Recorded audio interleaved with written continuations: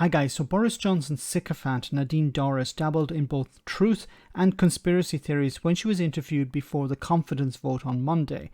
Now, Dorries suggested that Remainers and their allies were behind the letters to the 1922 committee. But even more damaging was she actually told the truth. She said that party donors were in charge. Nothing to do with voters. Yes, we have to keep the donors happy. Amazing stuff. Have a listen to this.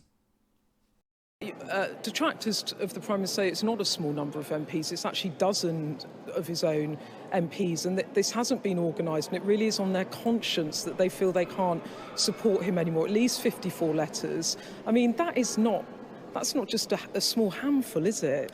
So there are 350 plus MPs. Relatively it is, but anyone who says that this isn't being coordinated and isn't being organised behind the scenes, I'm afraid is not telling you the truth.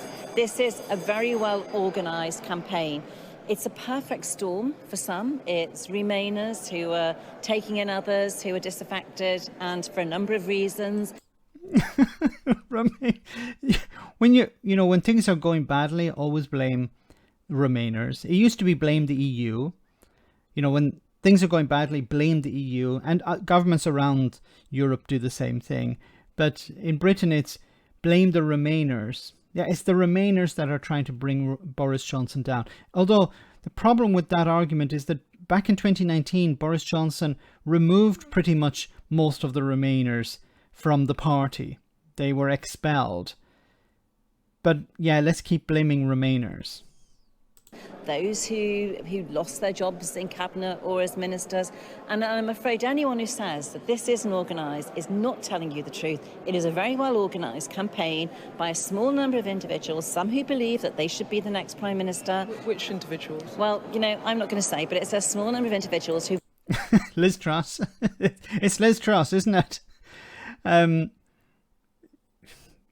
Of course she can't say who they are because they don't exist. These are individual MPs who are concerned about losing their seats. It isn't organised. They sent letters in individually to the 1922 committee, and they said Boris Johnson needs to go because either Boris Johnson goes or I go, and the voters are going to kick me out of the next election. Some of these MPs have been in their seats for a long time and they just don't like Boris Johnson and his style. Others are concerned about losing their seat at the next election. They would prefer to have somebody else in charge because it would improve their chances of holding on to that seat. We've organised and whipped up this storm, and I'm afraid we're going to reach a point where people aren't going to vote for the Conservative Party because people don't vote for divided parties. So we need to get this vote over and done with, and those MPs need to hear a clear message. We know just now that the Conservative Party donors have said themselves that they aren't going to support the party if the Prime Minister is removed. I think a number of MPs in marginal seats need to hear that and need to understand what they're doing. £18 million those donors have donated to the Conservative Party over recent times. It's those donors that have helped us to win the election, and they need to hear that message. Donors?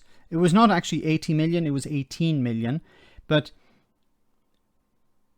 it's donors that helped us win this election, not policies, not charisma, not reaching out to voters, not convincing people using reasonable arguments. No, it was these donors. And there she's pointing out the corruption within the system. The donors, and why do the donors donate to the party? Is it because they like Nadine Dorries? Is it because they like Boris Johnson ruffling his hair?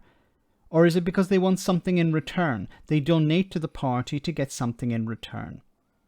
They donate significant amounts of money to the party and get very wonderful returns on their investments, PPE contracts or other such things.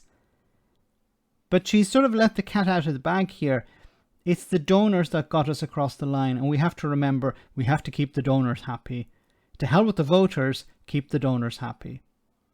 Let me know in the comment section, guys, what you think about all of this.